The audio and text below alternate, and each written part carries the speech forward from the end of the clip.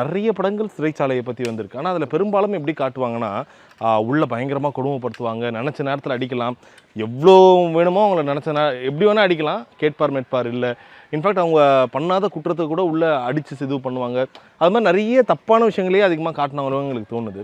எந்தெந்த விஷயங்கள் நீங்கள் ஓப்பனாக சொல்லுவீங்க, இப்படிலாம் காட்டுறாங்க அதெல்லாம் எதுவுமே இங்கே நடக்காது, இல்லை சில விஷயங்கள் நடக்குது கொஞ்சம் மிகைப்படுத்தி காட்டுறாங்கன்னு உங்களுக்கு ஒரு பாயிண்ட் ஆஃப் வியூ இருக்குங்களா, அதை சொல்லுங்கள். ஓகே. ஆனால் நம்ம சில மக்கள்கள் எப்படி போயிடறாங்கன்னா வந்து படங்கள் பார்த்து செய்கிறாங்க, அது எல்லாமே எதுவுமே கிடையாது. அது எல்லாமே போய் ஹியூமன் ரைட்ஸ் கமிஷன் ஒன்று வந்ததுக்கப்புறம் ஜெயிலு வந்து எங்களுடைய இப்போது ஃபார் எக்ஸாம்பிள் பாண்டிச்சேரியில் சீஃப் ஜட்ஜ் இருப்பாங்க, சிஜிஎம் இருப்பாங்க, மந்த்லி ஒன்ஸ் விசிட் வந்துடுவாங்க. மந்த்லி ஒன்ஸ் ஜெயிலில் உள்ள விசிட் வந்து எவரி இன்மேட்ஸ் வந்து அவங்க பார்ப்பாங்க, உங்களுக்கு என்ன குறைகள் இருக்கா, இதை வேறு என்ன அவங்களே கேட்பாங்க.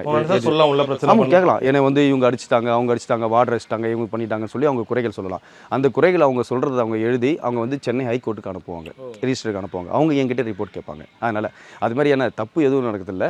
அவங்களுக்கு என்னன்னா இங்கே அவன் தப்பு பண்ணாலும் வந்து நம்ம கம்ப்ளைண்ட் கொடுப்போம், கம்ப்ளைண்ட் கொடுத்து அவருக்கு நம்ம கோர்ட்டுக்கு தெரிவிச்சிருவாங்க.